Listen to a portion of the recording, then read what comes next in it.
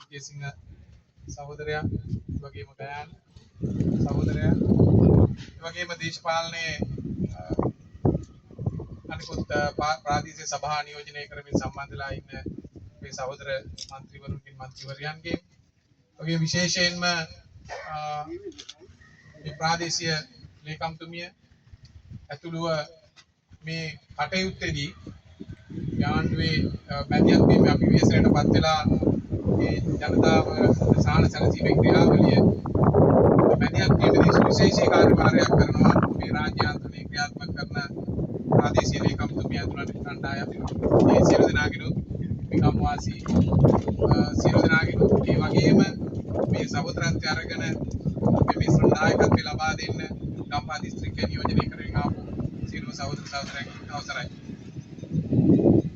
අපිට දැන් මාසයක් විතර ආසන්න වුණා මේ ව්‍යසනයේ සිද්ධ වෙලා. අපි අවට පරිසරයේ බලපුවාම අපිට එකපාර හිතා ගන්නත් බෑ මෙවැනි විනාශයක් අපිට කරපු පරිසරයක්ද තියෙන්නේ කියලා.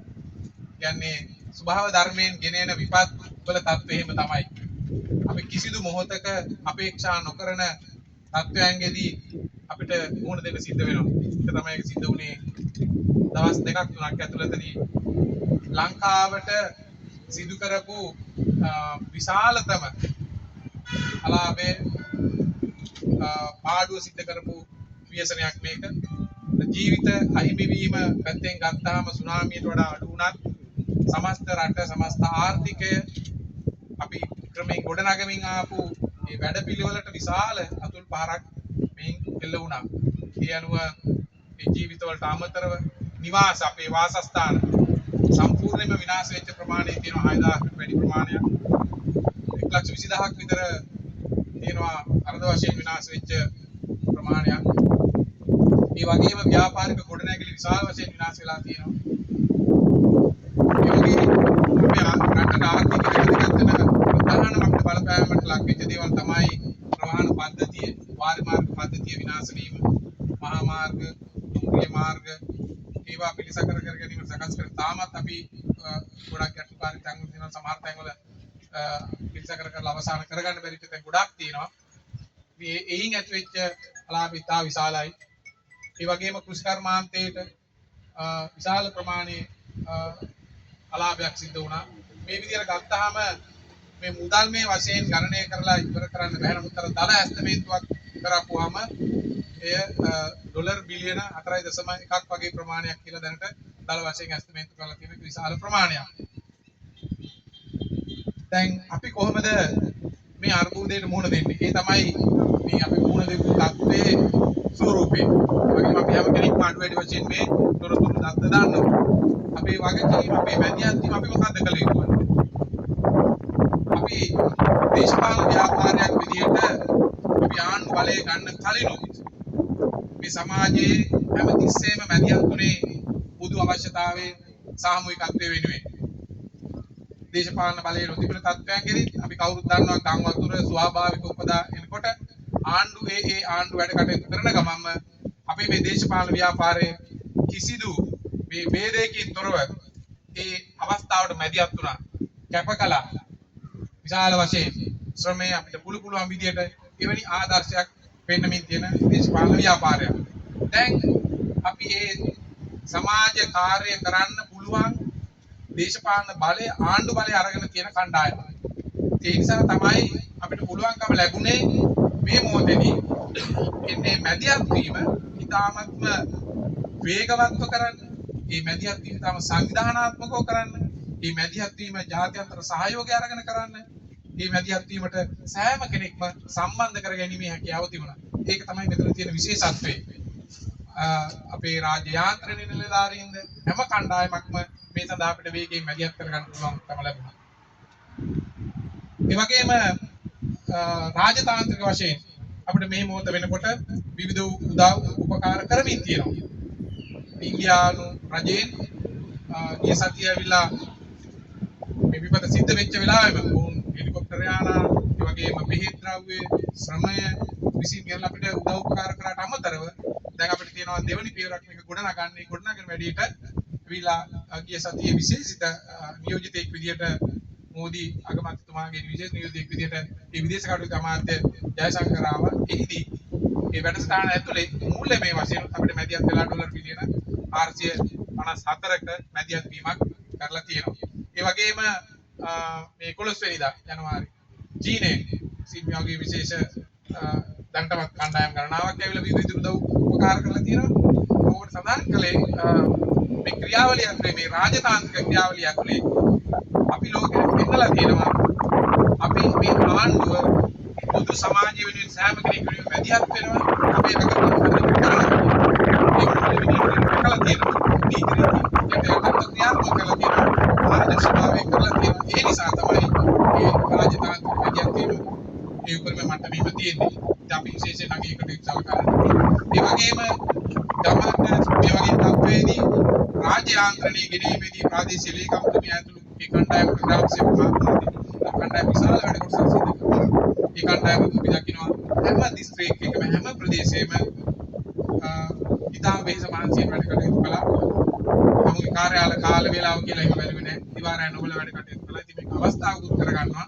ඔවුන් මේ වෙනකන් කරපු කාර්යයට ස්තුතිය ප්‍රකාශ කරන්නට.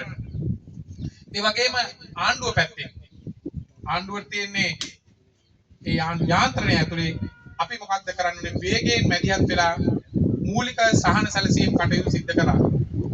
ඊට අමතරව අපි දන්නවා මෙවැනි ව්‍යසනයකදී අපි නැවත කලින් තිබුණට වඩා ශක්තිමත් නැගී සිටින්න ඕනේ. ඒක තමයි අපේ ආදර්ශ පාඩය. ව්‍යසනයක්, ප්‍රශ්නයක්, අභියෝගයක් ආපුවාගෙන පසුබට වෙලා අධෛර්ය වෙලා අකුලගෙන යන එක නෙමෙයි. තිබුණට වඩා නැවත ගොඩ ගන්න. ඉන්නේ ගොඩනැගීමේ වැඩ කටයුත්තට මැදිහත් වීම රාජ්‍ය දැන් සිදු කරලා තියෙනවා. ඒ සඳහා අපිට මුදල් අවශ්‍ය කරනවා. අපිට පුළුවන්කම ලැබුණා අපි අර පරිස්සමෙන් වියදම් කරපු මුදල් ඉදිරි කර ගැනීම ආදායම් රැස් කිරීමේ කාර්යක්ෂමතාවය නිසා මේ මොහොතේදී විඳ වටලා තිබිච්ච ආර්ථිකයක් ඉදිරියට අරන් යන මොහොතේදී පවා අපිට පුළුවන්කම ලැබුණා ඇත්තටම ඒ අදාළ සහන දෙන්න මුදල් ප්‍රතිපාදන වෙන් කරගන්න අයවැය තාමතර අපි පරිපූර්ණ ගැස්තමේතුකින් පාත්මේ මේ මුදල් වෙන් කරගන්න. ඒක තාම මූලික ශක්තිය වැදගත්කම. ඒ අනුව ඒ මුදල් වියදම් කරන හැටි අපේ ප්‍රාදේශීය ලේකම්තුමිය දන්නවා ඒ චක්‍රලේඛ ඉවර තියෙනවා නේද? සමහර වෙලාවෙදී ඕගොල්ලෝ තපාස් පත්‍ර මේකේ මේ ආධාර දෙන ප්‍රමාණය වැඩි නේද? විවිධ විදිහට දෙනවා. ඒක ගෙවන්න ගියාට පස්සේ කොහොමද කරන්න කියලා එනවා එක චක්‍රලේඛ මේ පුළුවන් දෙන්න විවිධ විදිහට තියෙනවා. හැම කෙනෙක්ම ජීවිතය අපි ආරක්ෂා කරන්න ඕනේ. ඉතින් ඒවට අදාළ මඟ පෙන්වීම මේවි. නිවාස කොටැගීම ව්‍යාපාර මේ හැම පැත්තක්ම අපි ගොඩනගා ගන්නට ඕනේ. ඒක තමයි ආණ්ඩුවේ පැත්තේ මැදිහත් වීම. ආණ්ඩුකරණයේ මැදිහත් වීම. රාජ්‍ය යාන්ත්‍රණයේ මැදිහත් වීම. ඒ වගේම අද මේ මොහොතේදී සිද්ධ වෙන්නේ මොකක්ද? ඉන්නේ ආණ්ඩුකරණයේ මැදිහත් වීම, ආණ්ඩුව ලබා දෙන සහයෝගයේ මුදල් වෙන් කිරීම එකතු කරනවා සුවිශේෂී හැකියාවක් සුවිශේෂී වැඩ කොටසක්. ඒක තමයි මේ අපේ දේශපාලන ව්‍යාපාරය ඇතුලේ ස්වේච්ඡාවෙන් පරිත්‍යාගයෙන් හැමතිස්සෙම වැඩ කරන මිනිස්සු කණ්ඩායම මේ දේශපාලන යාන්ත්‍රණයට එකතු වෙලා වැඩ කරනවා. ඒක තමයි අද පෙන්වන්නේ ගම්පහ ඉඳලා ආපු කණ්ඩායම. විතර කවුරුත් ඔය දන්නේ නැහැ නේද? මේ ප්‍රදේශයේ අය කීප දෙනෙක් හැර. ඉතින් තමුන් නොදන්න ප්‍රදේශයක නොදන්න සහෝදර සහෝදරයන් වෙනුවෙන් මිනිස්සු වෙනුවෙන් මනුෂ්‍යත්ව වෙනුවෙන් මැදිහත් වීම තමයි මේ ව්‍යාපාරය තුළ තියෙන විශේෂ ගුණාංගය. ඒ නිසා අපිට මේක අනිවාර්යයෙන්ම ජයග්‍රහණය කරන්න පුළුවන්. තිබුණාට වඩා හොඳ මට්ටමකට ගොඩනගන්න. අපි අභියෝග හමුවේදී සමහර වෙලාවෙදී පසුබාලා ආපස්සට යනවා. සමහර අපි තනියම මේකට උත්තර හොයන්න උත්සාහ කරනවා. වගේම අපිට අතීත අත්දැකීම් තියෙන්න පුළුවන් කොහොමද ආණ්ඩුව මැදිහත් වෙලා මේ වගේ ව්‍යසනකාරී තත්ත්වයන්ගෙදී මැදිහත් උනේ කියලා. ඉතින් එවැනි තත්ත්වයකදී අපේ අත්දැකීම් වලින් සමහරට පේනවා වැඩක් නැහැ කරන්න බෑ නේද? ඉච්ඡා බංගත්වයට පත් වෙන මේ තත්ත්වයට අතීතයේ තියෙන පුළුවන්. නමුත් මේ මොහොතේදී එවැනි තත්ත්වයක් නෙවෙයි තියෙන්නේ. හැම දෙයක්ම කලින් තිබුණට වඩා හොඳ මට්ටමකට පරිවර්තනය කළා වැඩ කටයුතු කිරීමේ අවශ්‍යතාවයක් සමග අපේ පැත්තෙන් අවශ්‍ය කරනවා. මේ පොදු මැදිහත් වීම වෙනකොට සාමූහිකත්වයට නොසැලී මේ විශ්වාසය තබා ගන්නට ඕනේ. පළවෙනියෙන් ඔබ කෙරේ විශ්වාසය තබා ගන්නට ඕනේ. සමහර විට අපි අනතුරට පත් වෙලා තියෙනවා කියේ සම්පූර්ණයෙන්ම ගිහිල්ලා තියෙනවා. ව්‍යාපාර කටයුත්ත විනාශ වෙලා තියෙනවා. හම්බ කරගත්තු සියලුම දේ අහිමි වෙලා තියෙනවා. අපිට මේ ප්‍රදේශයේ අපිට ජීවිත හානි වාර්තා ජීවිත හානි ප්‍රමාණයක් වාර්තා වෙලා තිබුණා. නමුත් අපි ලංකාවේ අනෙක් ප්‍රදේශ ගත්තාම සැලකිය යුතු ජීවිත හානි සිද්ධ වෙලා තියෙනවා. ඒතකොට අපේ හිතයිසින් අහිමි වෙලා තියෙනවා. ඒතර අපිට හිතෙන්න පුළුවන් දැන් අපිට වැඩක් නැහැ කියන තත්ත්වය. අතහැරීම සිදු වෙන්න පුළුවන්. නමුත් අපි උත්සාහ කළ යුතු වෙනවා පළමුවෙන්ම පුද්ගලයක් විදියට නැහැ අපිට ඕනෑම තත්ත්වයකට මුහුණ දෙලා මැදිහත් වෙන්න පුළුවන් නැගී ඉන්න පුළුවන් ශක්තිය තියෙනවා කියන